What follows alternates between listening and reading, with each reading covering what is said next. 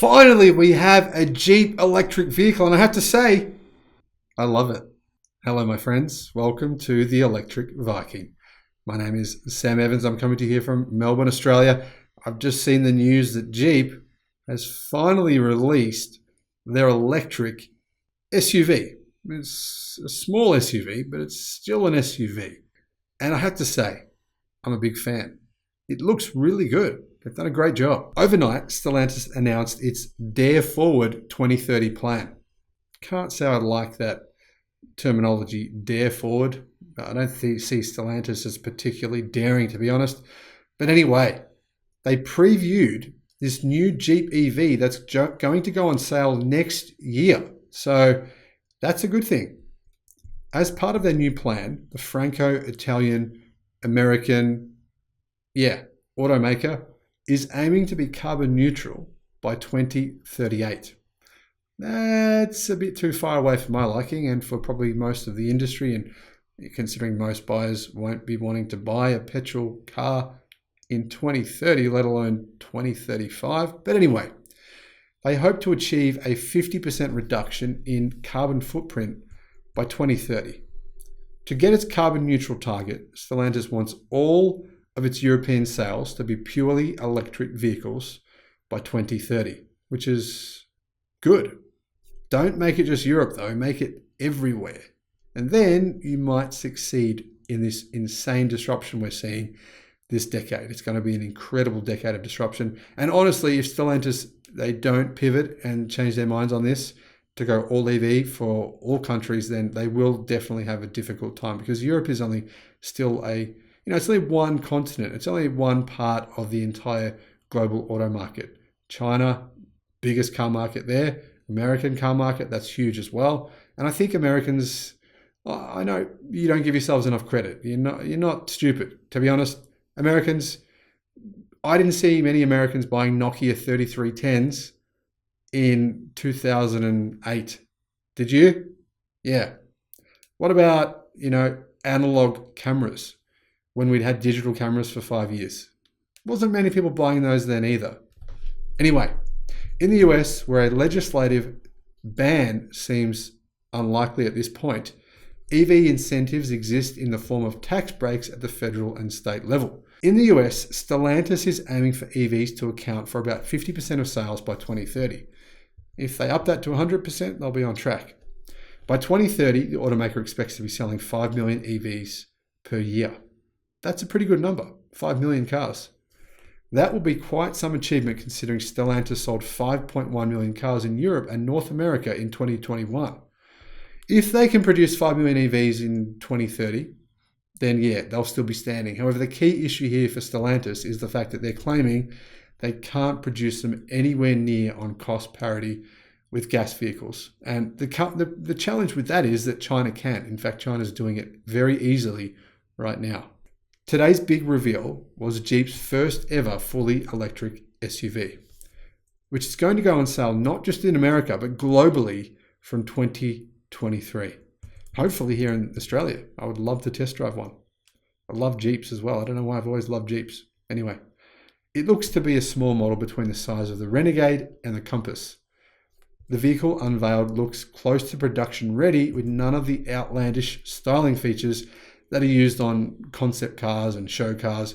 It literally looks like it's production ready right now. The alloy wheels themselves even seem like they are the right size for a production sales series model. Given this unnamed model's short development timeframe, it's probably based on an existing group PSA architecture, most likely the common modular platform that serves as the basis for the Citroën C4, the Opel Mokka, and the Peugeot 2008. That would make sense.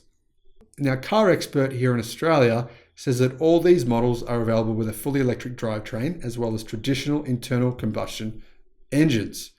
Considering this vehicle's dimensions, this new Jeep is aimed primarily at Europe and will likely be produced there. We don't know if they've been produced in the US.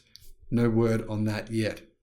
This new Jeep is one of 74 battery electric vehicles Stellantis has on the drawing board. 25 of those will be available in the US. Now, personally, 74 different electric cars coming from one umbrella company. Wow. Is that really a good idea? I don't think it is. I think they'll do just fine with 20. Just do 20 really well, get the cost down on those 20, and then that is your recipe for success. Anyway, at present, Stellantis offers a number of electric drivetrain options for models aimed at Europe, including the Peugeot 208 and the Opel Corsa. But Stellantis hasn't yet launched a dedicated EV. That's what they really need, a vehicle designed from the ground up to be an EV, right? Now that's going to change as the automaker begins using the STLA Small, the STLA Medium, and the STLA Large frame platforms, which are all designed around the needs of electric drivetrains. So they're going to be more efficient, lighter, packaged better, etc. These architectures are expected to go into production from the middle of the decade, and they will enable DS, Alfa Romeo, and Lancia to become fully electric brands before the end of 2030. One of the confirmed EV models for the US is the Ram 1500 electric pickup truck, which Ram have essentially said will have more than 500 miles of range. That's ludicrous, literally. I'll put a link in the description below to the video I made about this new Ram pickup truck. If it's as good as Stellantis say, it's going to be one of the most incredible vehicles ever created, period. Now, that car or that pickup truck is due in 2024, and it's going to go on sale to battle against the Chevrolet Silverado electric truck, the Ford F-150 electric, the GMC Hummer EV, not really the same thing as that the Hummer is a monstrosity, a massive beast, the Tesla Cybertruck, and the Rivian R1T. It's going to have some really tough competition. But if it's as good as the CEO, Carlos Tavares, is saying it's going to be, then, wow, it's going to have no problem selling at all. Although Jeep didn't provide any further details about this electric pickup truck, they did issue some new teaser images, and they did say it's going to have the best range, the best power, the best performance, and the best towing capacity of any pickup truck on the market. We'll see.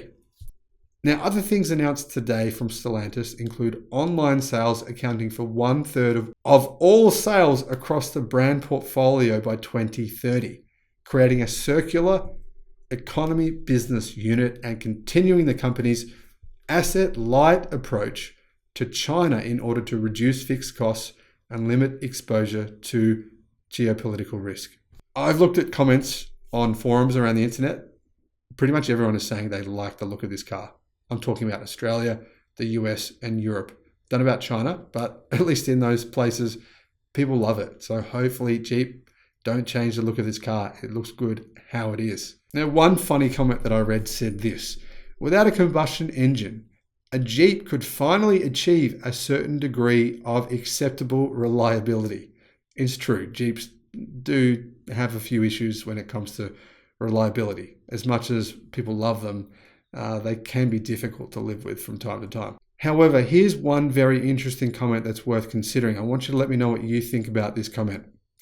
It looks like the Volvo XC40 electric. That's not a bad thing. They both look good. Sadly, the fact that it's built in Europe means it will be expensive and also not arrive here until 2025. He's referring to Australia, by the way. I suspect the Chinese will dominate the EV market in Australia and globally by then.